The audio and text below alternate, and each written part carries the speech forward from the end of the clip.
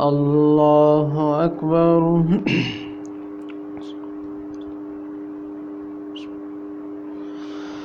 الحمد لله رب العالمين الرحمن الرحيم مالك يوم الدين إياك نعبد وإياك نستعين اهدنا الصراط المستقيم صراط الذين أنعمت عليهم غير المغضوب عليهم ولا الضالين.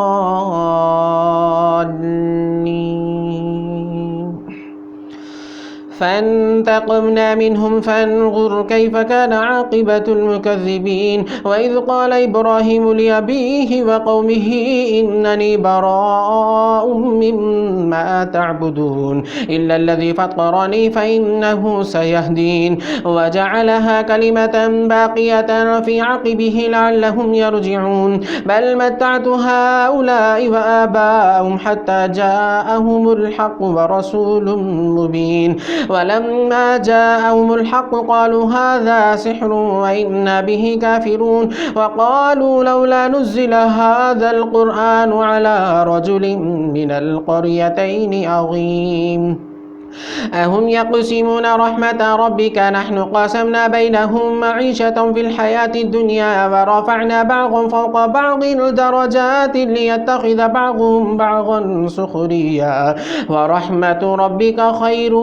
مما يجمعون ولولا أن يكون الناس أمة واحدة لجعلنا لمن يكفر بالرحمن لبيوتهم سقفا من فضة ومعارج عليها يظهرون ولبيوتهم أبوابا وسررا عليها يتكئون وزخرفا وإن كل ذلك لما متاع الحياة الدنيا والآخرة عند ربك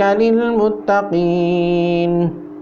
ومن يعش عن ذكر الرحمن نقيض له شيطانا فهو له قرين وإنهم ليصدونهم عن السبيل ويحسبون أنهم مهتدون حتى إذا جاءنا قال يا ليت بيني وبينك بعد المشرقين فبئس القرين ولن ينفعكم اليوم إذ ظلمتم أنكم في العذاب مشتركون أفأنت تسمع الصم أو تهدي العمي فمن كان في ضلال مبين فإنا نذهبن بك فإنا منهم منتقمون أو نرينك الذي وعدناهم فإنا عليهم مقتدرون فاستمسك بالذي أوحي إليك إنك على صراط مستقيم وإنه لذكر لك فلقومك وسوف تسألون واسأل من أرسلنا من قبلك من رسلنا أجعلنا من دون الرحمن آلهة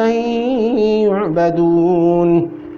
ولقد أرسلنا موسى بآياتنا إلى فرعون وملئه فقال إني رسول رب العالمين فلما جاءهم بآياتنا إذا هم منها يضحكون وما نريهم من آية إلا هي أكبر من أختها وأخذناهم بالعذاب لعلهم يرجعون وقالوا يا أيها الساحر ادع لنا ربك بما عهد عندك إننا لمهتدون فلما كشفنا عنهم العذاب إذا هم ينكثون ونادى فرعون في قومه قال يا قوم أليس لي ملك مصر وهذه الأنهار تجري من تحتي أفلا تبصرون أم أنا خير من هذا الذي هو مهين ولا يكاد يبين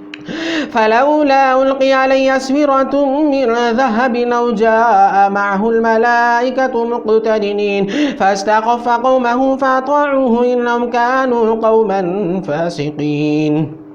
فلما آسفونا انتقمنا منهم فأغرقناهم أجمعين فجعلناهم سلفا ومثلا للآخرين ولما ضرب ابن مريم مثلا إذا قومك منه يصدون وقالوا أآلهتنا خير أم هو ما غربوه لك إلا جدلا بل هم قوم خصمون إن هو إلا عبد أنعمنا عليه وجعلناه مثلا لبني إسرائيل ولو لو نشاء لجعلنا منكم ملائكة